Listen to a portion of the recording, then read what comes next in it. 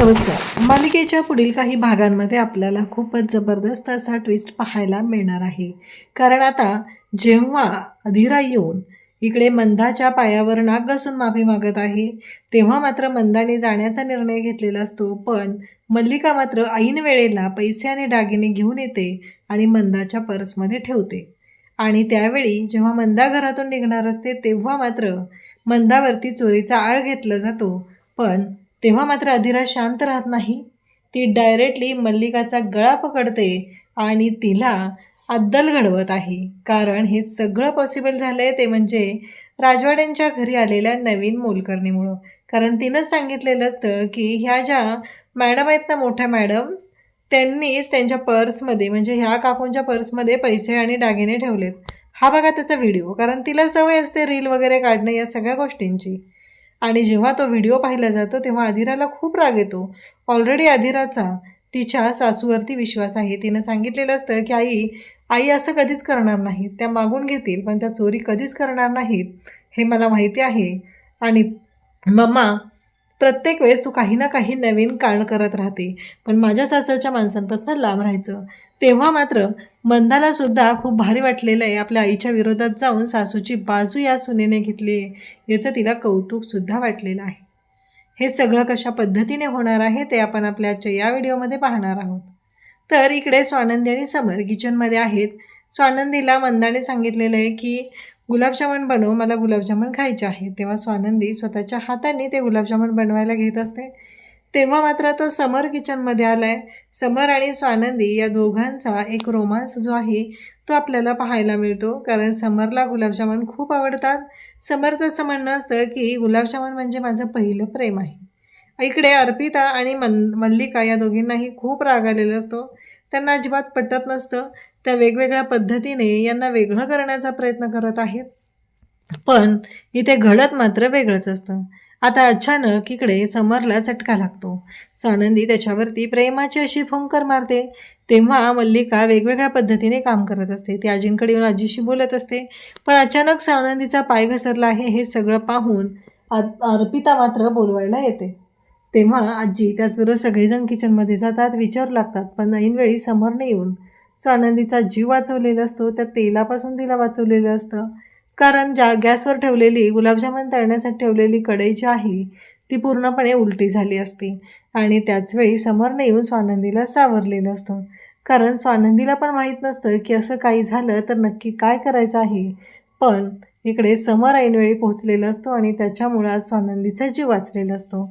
इकडे आपल्याला पाहायला मिळतं की अर्पिता मात्र ओरडतच येते की स्वानंदीला भाजले, स्वानंदीला भाजले, असं जोरात ओरडत येते. तेव्हा मात्र मल्लिका म्हणते, काय चाललं हे सगळं? मी तरी म्हटलं होतं ना तिला मी करते, पण तिनं ऐकायलाच तयार नाही आहे. आता स्वानंदीला हे आठवत असतं की काकू असं कधीच म्हणलेल्या नाही आहेत, मग मधूनच काकू असं का बोलतायत हा प्रश्न तिला पडलेला असतो. पण मल्लिका मात्र हे सगळं मुद्दाम करत असते. समोरच्या समोर वेगळी वागणूक आणि प्रत्यक्षात मात्र तिच्या डोक्यात वेगळेच डाव चालू असतात. इकडे मात्र पाहायला मिळतं की मल्लिका म्हणत असते की अगं स्वानंदी, तुला मी म्हटलं होतं ना तरी मी करते हे सगळं, पण तू ऐकायलाच तयार नाही आहे, सगळी जबाबदारी तुलाच घ्यायची असते. तेव्हा अर्पिता मध्येच बोलायला सुरुवात करते, मागं पण आजीच्या बाबतीत तिनं तेच केलं. कारण घरातल्या सगळ्या जबाबदाऱ्या तिला घ्यायच्या आहेत, मग तिच्याकडून पूर्ण नाही झाल्या तरीही त्या जबाबदाऱ्या मात्र तिलाच घ्यायच्या असतात. इकडे अंशुमनची वेगळीच नाटकं सुरू झालीत. त्याला खरं तर ऑफिसला जायची घाई लागली आहे. कारण काहीही झालं तरीही त्याच्याकडचा पैसा संपत चाललेला आहे आणि आता प्रत्येक वेळेस समोरच्या पुढे हात पसरणे ही गोष्ट काही त्याला पटत नसते. मल्लिका मात्र सांगू लागते की बाद झालं, आत्तापर्यंत खूप झालेलं आहे, यापुढे ऐकून घेतलं जाणार नाही. आणि त्याच वेळी इकडे हे सगळं जेव्हा घडत असतं तेव्हा मात्र आता मल्लिका त्याला म्हणते, बावळट आहेस का तू? स्वतःच्या पायाने स्वतःच्या हाताने स्वतःच्या पायांवरती कुऱ्हाड मारून घेतली आणि आता काय तुझे हे नवीन नाटकं चाललेली आहे? अजिबात सगळं ऐकून घेतलं जाणार नाही. इकडे स्वानंदी स्वतः मंदासाठी गुलाबजामुन घेऊन येते. तिला प्रेमाने भरवत असते. तिला एवढंही सांगत असते की हे बघ आई, तुला माहिती आहे माझ्या मनात तुझ्याबद्दल राग नाही आहे आणि एखादी तू गोष्ट मला हक्काने मागितली तर मी तुला आवर्जून बनवून देईल. पण मला सांग, इथे यांच्या घरात येऊन जे काही तुझं राहणं चाललंय ते योग्य वाटतं का तुला? नक्की काय आहे तुझ्या मनात? तेव्हा ती सांगू लागते की हे बघ, माझी एकच इच्छा आहे की इथे अधिराने यावं आणि तिनं माझ्या पायावरती नाक घासून तिच्या सगळ्या घरच्यांच्या समोर माफी मागावी. आता ही अटसुद्धा या मंदाच्या डोक्यातून नसते आलेली प्रेक्षकांनो. तिला हे सगळं मल्लिकाने सांगितलेलं असतं. जेव्हापासून आली आहे तेव्हापासून स्वानंदी तिला अलर्ट करत आहे. तिला सांगत आहे की या सगळ्या गोष्टी ज्या आहेत ह्या अजिबात खपून घेतल्या जाणार नाही आहेत. तुला वाटतं तेवढं सोपं नाही आहे. काकू तुला प्रत्येक वेळेस वापरतात आणि सोडून देतात आणि जे काय होईल ते सगळ्याचं खापर तुझ्यावरती फुटतं.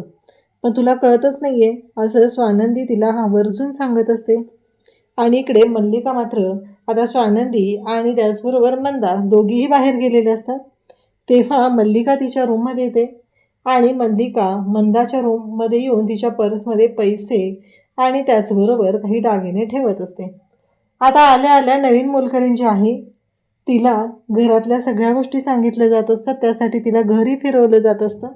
त्यामुळं घरातल्या प्रत्येकासोबत ओळख तर झालेली असते. आणि इकडे आता तिला कळतं आणि तिने रील बनवत असते आणि त्याचवेळी त्या रीलमध्ये तो व्हिडिओ शूट होतो. म्हणजेच मल्लिका पैसे टाकत आहे. इकडे आता सगळेजण जमलेले आहेत आणि मंदाचं मात्र खुश आहे. तिचं एकच आहे की तू माझी अट पूर्ण कर तरच मी या सगळ्या गोष्टी मान्य करेल आणि मी तिकडे राहिलं जाईल. पण आता मात्र इकडे मी कोणतीही अट पूर्ण करणार नाही आणि त्याचबरोबर मला हे पटत नाही असं स्वानंदीने स्पष्टपणे सांगितलेलं असतं. आणि त्याच वेळी इकडे आता नवीन मोलकरीण आहे. तिनं ह्या सगळ्या गोष्टी पाहत असते. नक्की काय होणार आहे, कशा पद्धतीने गोष्टी होणार आहेत हे सगळं तिने अगदी शांतपणे पाहिलेलं असतं आणि तिने तो रीलसुद्धा शूट केलेला असतो. आता जेव्हा इथे अधिरा येते आणि सगळ्यांच्या समोर मल्लिका मंदाच्या पायावर डोकं ठेवून माफी मागते आणि म्हणते आई चला. कारण जेव्हा अधिराने फोन केलेला असतो अधिराला कळलेलं असतं की या सगळ्या गोष्टीचा त्रास पिंट्या दादाला होतोय आणि तेव्हा मात्र मी त्यांची अट पूर्ण करायला पूर्ण तयार आहे. त्यामुळं मला या सगळ्या गोष्टी मान्य आहेत असं तिनं सर्वांच्या समोर सांगितलेलं असतं.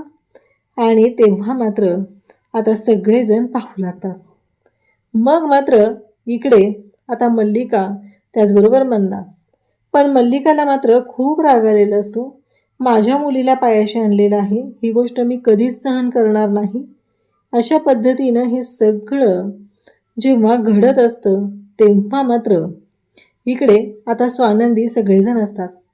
मल्लिका मात्र मंदाच्या रूममध्ये जाते आणि तिच्या पर्समध्ये दागिने पैसे ठेवून तर ती आलेली आहे.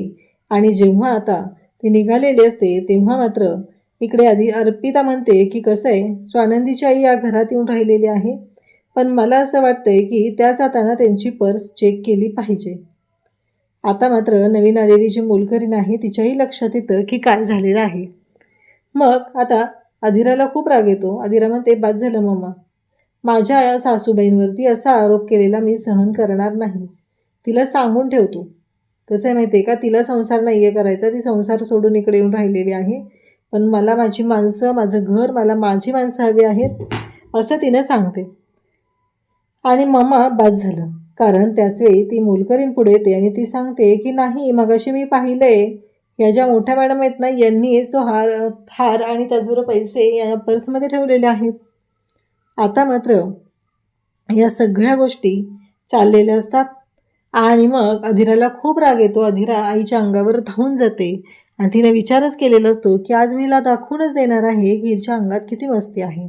अधिरा म्हणते बाद झालं, यापुढं माझ्या सासरच्या लोकांबद्दल जर काही बोलण्याचा प्रयत्न केला, त्यांच्याबद्दल काही चुकीचं वागली तर गाठ माझ्याशी आहे. अशा पद्धतीत आता अधिराने तिला धमकवलेलं आहे. कारण ज्या गोष्टी घडत आहेत त्या खूपच भयानक अशा घडलेल्या असतात आणि त्याच्यावरती मार्ग काढत अधिराने सांगितलेलं असतं आणि अधिरा तिच्या सासूला घेऊन आता सासरी चाललेली आहे. अशाच अपडेटसाठी चॅनलशी कनेक्ट राहा. थँक्यू.